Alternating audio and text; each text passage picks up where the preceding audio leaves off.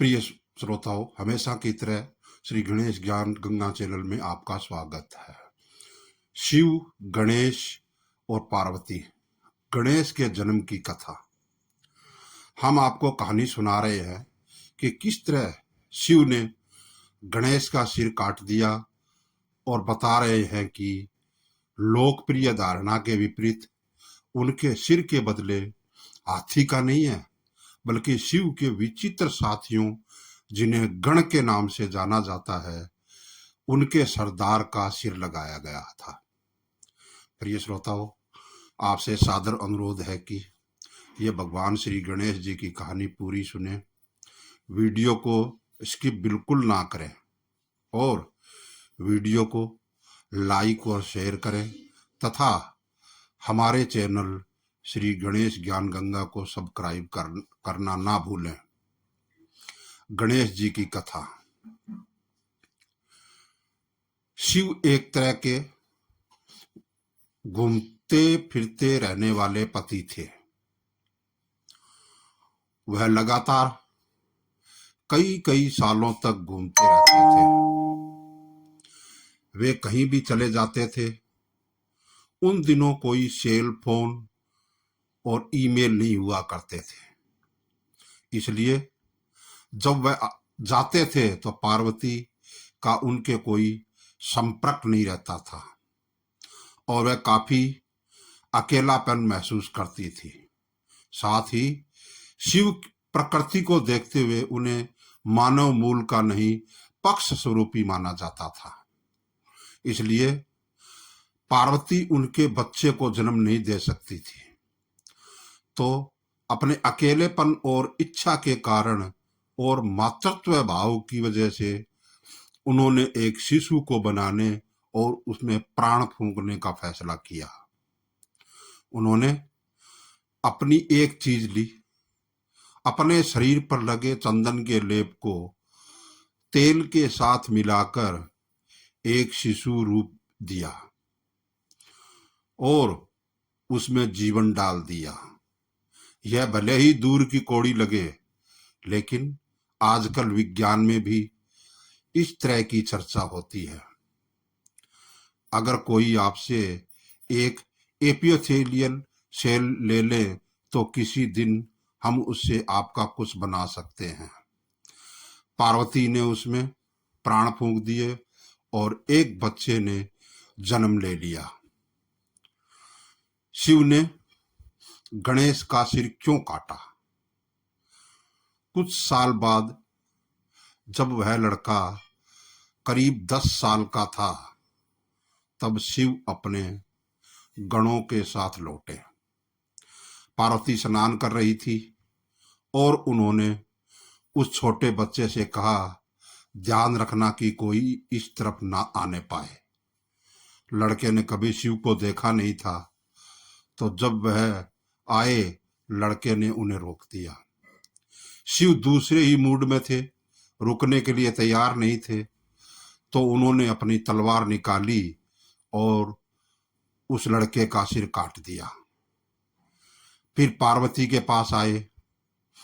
जब पार्वती ने उनके हाथ में खून लगी तलवार देखी तो वह समझ गई कि क्या हुआ है। उन्होंने लड़के को सिर विहीन वहां पड़े देखा तो उनका गुस्सा भड़क गया। शिव ने उन्हें समझाने की कोशिश की, कोई बात नहीं, वह तुम्हारा असली पुत्र नहीं था। आखिरकार तुमने उसे बनाया था और मैंने नष्ट कर दिया, इसमें क्या परेशानी है? लेकिन वह सुनने के मूड में नहीं थी। गणेश के पास हाथी का सिर क्यों नहीं? बात को सुलझाने के लिए शिव ने अपने एक गण का सिर लिया और लड़के की धड़ पर लगा दिया। गणेश चतुर्थी वह दिन होता है जब उनके सिर को दोबारा लगाया गया था। शिव ने गणों के सरदार का सिर लेकर इस लड़के पर लगाया था, इसलिए वह बोले, अब से तुम गणपति हो तुम गणों के सरदार हो। बाद में जाकर कैलेंडर कलाकार इस दूसरी तरह से के प्राणी को नहीं समझ पाए और उन्होंने एक हाथी का चेहरा बना दिया। कथाओं में बताया जाता है कि कैसे गणों के अंगों में हड्डियां नहीं होती थी। इस संस्कृति में हड्डियों के बिना किसी अंग का अर्थ हाथी की सूंड से लगाया जाता है। इसलिए कलाकारों ने हाथी का सिर बना दिया। आपको मानसरोवर के किनारे कोई हाथी नहीं मिलेगा, क्योंकि वहां इलाका उनके लिए सही नहीं है। वहां एक हाथी के लायक हरियाली नहीं है। शिव हाथियों को काटने नहीं गए होंगे। इसलिए गणेश के कई नाम गणेश, गणपति, विनायक, लेकिन उनका नाम गजपति नहीं है। गणेश शिव के साथी थे। हम नहीं जानते कि वे कहां से आए थे, लेकिन आमतौर पर कहानियों में उन्हें ऐसे प्राणियों के रूप में दिखाया जाता है जो इस लोक के नहीं थे। उस जीवन की बनावट इस जीवन से बहुत अलग है, जिसे हम जानते हैं।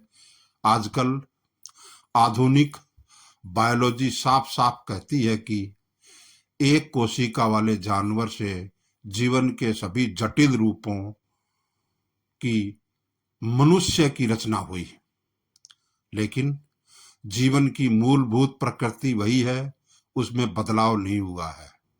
वह सिर्फ और जटिल होती जाती है।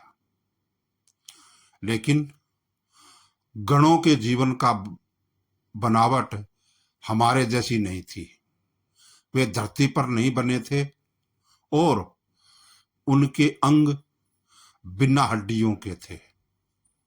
अगर आप अपने शरीर को अलग अलग तरीके से इस्तेमाल करना चाहें, अगर आप आसन करते हैं तो आप सोचते हैं कि काश आपके शरीर में हड्डियां नहीं होती।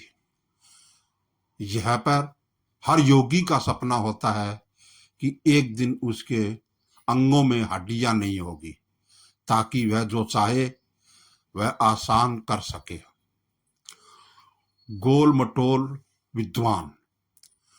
हजारों सालों से गणेश चतुर्थी मनाई जा रही है और गणपति सबसे लोकप्रिय और भारत से सबसे ज्यादा बाहर जाने वाले देवता बन गए हैं। वह बहुत ही लचीले हैं। वह कई रूप और मुद्राएं अपना सकते हैं। वह शिक्षा के देवता भी हैं। वह एक बड़े विद्वान थे। गणपति को हमेशा एक किताब और कलम के साथ दिखाया जाता है, जो उनकी विद्वता को दर्शाता है। उनकी विद्वता और बुद्धि आम इंसानों की क्षमता से परे थी और उन्हें भोजन बहुत पसंद था। आमतौर पर अगर किसी विद्वान देखना है तो वह दुबला पतला होना पसंद करता है। लेकिन यह खाते पीते गोल मटोल विद्वान थे। इस दिन आमतौर पर लोग मानते हैं कि आपको बस अच्छा खाना चाहिए। लोगों ने सिर्फ उनका मोटा पेट देखा, लेकिन नए सिर में उसे बड़े दिमाग को नजरअंदाज कर दिया। वह सबसे महत्वपूर्ण है। उनका पेट बाद में मोटा हुआ। शायद इतने बड़े सिर के साथ उनका चलने का मन नहीं करता था। लेकिन महत्वपूर्ण यह है कि उनकी बुद्धि बढ़ती जा रही थी। तो वह दिन सिर्फ खाने का नहीं है। इस दिन आपको अपनी बुद्धि को बढ़ाना चाहिए, पेट को नहीं। सभी योग अभ्यास एक तरह से इस बारे में है कि आपकी बुद्धि को एक जगह अटका हुआ नहीं होना चाहिए। ऐसे हजारों उदाहरण हैं जहां लोगों ने सरल आध्यात्मिक अभ्यासों से कई अलग अलग रूपों में अपनी बुद्धि को बढ़ाया है। चिंता मत कीजिए, आपकी सूंड नहीं निकल आएगी, लेकिन आप बुद्धि और बढ़ाने की कोशिश कर सकते हैं। गणेश चतुर्थी का महत्व, मानवता ने हमेशा अच्छे लोग पैदा करने की दिशा में काम करने की बड़ी गलती की है। हम अच्छे लोगों की जरूरत नहीं है, हम समझदार लोगों की जरूरत है। अगर आपके पास समझदारी है तो आप सही चीज करेंगे। लोग मूर्खतापूर्ण चीजें इसलिए करते हैं क्योंकि उनके पास समझदारी नहीं होती है। चालाकी कोई बुद्धिमानी नहीं है। बुद्धिमानी का मतलब चतुर होना नहीं है।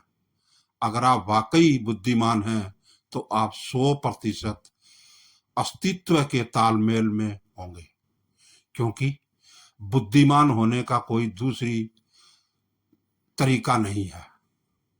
बुद्धिमान का चिन्ह यह है कि आप अपने आसपास की हर चीज के साथ पूरी तरह तालमेल में हैं। आप अपने अंदर और बाहर कम से कम विचलन के साथ जीवन जी रहे हैं। गणेश चतुर्थी कम से कम अपनी बुद्धिमानी को बढ़ाने की कोशिश शुरू करने का दिन है। अगर आप सुबह में आसन करते हुए बिना हड्डियों के हाथ पैरों के लिए मेहनत करें तो ऐसा हो सकता है। वीडियो पूरा देखने के लिए आपका बहुत बहुत आभार। यदि आपने हमारे चैनल श्री गणेश ज्ञान गंगा को सब्सक्राइब नहीं किया है तो अभी तुरंत कर लें। जय श्री गणेश, जय भोलेनाथ, जय माता पार्वती, हर हर महादेव।